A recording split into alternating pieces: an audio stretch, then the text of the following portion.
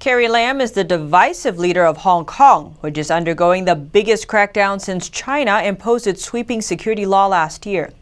Meigan Rouvel explains how she went from a social activist to a leader beholden to Beijing. Hong Kong leader Carrie Lam once said she serves two masters, the people of her city and the Beijing government. Opponents say it's clear where her loyalty lies after last year's crackdown on democracy. This is the story of how Lam evolved from a social activist to the contentious leader of a divided city. Lam was born in British-ruled Hong Kong in 1957. A devout Catholic, Lam planned to become a social worker while studying at the University of Hong Kong. She was described by teachers and fellow students as gentle, altruistic and liberal. In 2000, she fulfilled her university ambition and became the head of the Social Welfare Department. She worked with the city's poorest, and this connection was at the core of her early political appeal.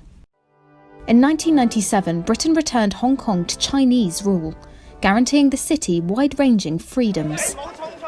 The early years were mostly calm, but there were signals of dissatisfaction with Beijing's rule.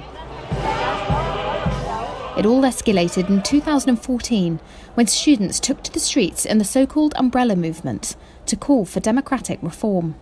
By now, Lam had risen to the second highest office in the territory, Chief Secretary. She showed an early tough streak in her dealings with the protesters. It was in 2017 when Lam strode onto the global stage. A committee stacked with Beijing loyalists picked her as the city's next leader. Congratulations, Mrs. Lam. At her swearing-in, Chinese President Xi Jinping laid down the line of China's authority. Any attempt to endanger China's sovereignty and security is an act that crosses the red line. A beaming Lam strolled to inspect a new bridge linking Hong Kong to mainland China, a symbol of integration. Lam insisted to local media she wouldn't blindly follow China's orders, but in the months that followed, she repeatedly stressed the importance of binding Hong Kong closer to the mainland. Hong Kong is part of China.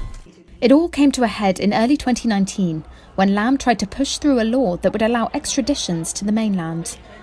By June, millions took to the streets as she refused to back down. The scale and violence of protests took its toll as Lam became a personal target and a despised figure for many in her own city. Hong Kong people will not keep silence under the suppression of President Xi and the Chief Executive Carrie Lam. In September 2019, she withdrew the extradition bill, only for China to hammer out a new national security law. When the law was published at the end of June, its reach stunned the city. But Lam stood firm with Beijing as it imposed the drastic changes, granting China more power than ever. This is not doom and gloom for Hong Kong. Today, the opposition movement has largely been extinguished. Lam is widely condemned by foreign governments and has been sanctioned by the United States for her role in curtailing Hong Kong's freedoms. She says she can't even open a bank account and has to store piles of cash in her home. Long-time observers say she's become reclusive and almost unrecognisable since she came to power 4 years ago. One Beijing official told Reuters the Chinese leadership sees few alternatives to Lam, for now, as chief executive. Some believe she's retained enough trust in China to serve a second term in 2022. Now we turn to Hong Kong Chief Executive Carrie Lam's husband, Lin Jiabao. As the suppression of pro-democracy politicians and activists in Hong Kong worsens, a video about Lin Jiabao captured 1 year ago has unexpectedly gone viral. The video shows him as part of a Chinese nationwide broadcast. During the program, those around him were singing a song praising the Chinese Communist Party and clapping their hands. But Lam refused to join in.